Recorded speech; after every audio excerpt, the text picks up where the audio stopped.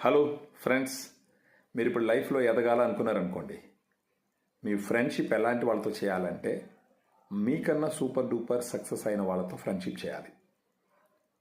ఎలాగంటే వాళ్ళు ఎప్పుడు వర్క్ గురించి మాట్లాడుతుండాలి, లైఫ్లో ఎలా ప్రోగ్రెస్ అవ్వాలనే దాని గురించి మాట్లాడుతూ ఉండాలి, మంచి హ్యాబిట్స్ గురించి మాట్లాడుతుండాలి. అంటే ఫర్ ఎగ్జాంపుల్ తీసుకో, అర్లీగా లేవడం, జిమ్కి వెళ్ళడం, తర్వాత ఏదైనా వ్యాపారం చేసేవాళ్ళైతే వ్యాపారం ఆఫీస్కి టైంకి వెళ్ళడం, పాజిటివ్గా మాట్లాడడం, రిస్క్ తీసుకోవడానికి రెడీగా ఉండే తత్వం అయి ఉండడం, హెల్పింగ్ నేచర్ ఉండడం, వీటితో పాటు తను ఏం చేస్తున్నాడో దాంట్లో నాలెడ్జ్ ఉండడం, ఒకవేళ నాలెడ్జ్ లేకపోతే నాలెడ్జ్ ఎలా డెవలప్ చేసుకోవాలా అని ప్రయత్నించడం, ఇలాంటి వాళ్ళతో ఫ్రెండ్షిప్ చేయి.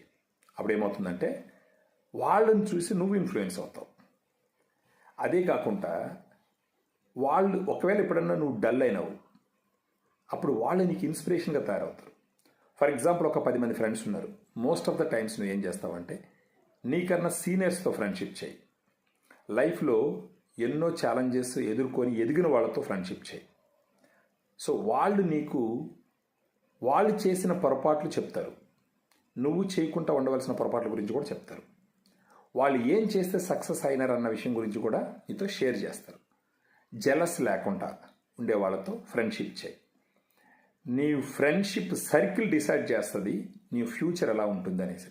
అలా కాకుండా నిద్రలేస్తే నెగిటివ్గా మాట్లాడే వాళ్ళతో, ఒక డిసిప్లిన్ లేని వాళ్ళతో, ఒక కల్చర్ లేని వాళ్ళతో, అంటే ఏమన్నా చెయ్యాలా అని ఉత్సాహం ఎనర్జీ ఏమీ లేని వాళ్ళతో ఫ్రెండ్షిప్ చేసినావు అనుకో, నువ్వు కూడా అలాగే తయారవుతావు. అర్థమవుతుంది కదా ఎందుకు చెప్తున్నాను? రేపటాలించి మీకు సీనియర్స్ అవ్వచ్చు, వాళ్ళతో ఎక్కువసేపు మాట్లాడడానికి ట్రై చేయి. సక్సెస్ అయిన వాళ్ళతో టైం స్పెండ్ చేయడానికి ట్రై చేయి. ఫోన్ చేయి, పర్మిషన్ తీసుకో, వెళ్ళి కూర్చో, నీ థాట్స్ చెప్పు, నీ ప్లాన్స్ చెప్పు, వాటికి చేస్తే ఎలా ఉంటుందో సలహాలు తీసుకో. 90% ఆఫ్ సిచ్యువేషన్స్లో సక్సెస్ అయిన వాళ్ళతో నువ్వు మాట్లాడుతున్నావు అని అంటే ఖచ్చితంగా వాళ్ళు పాజిటివ్ డైరెక్షన్లో నీకు సలహాలు ఇచ్చే అవకాశాలే ఉంటాయి.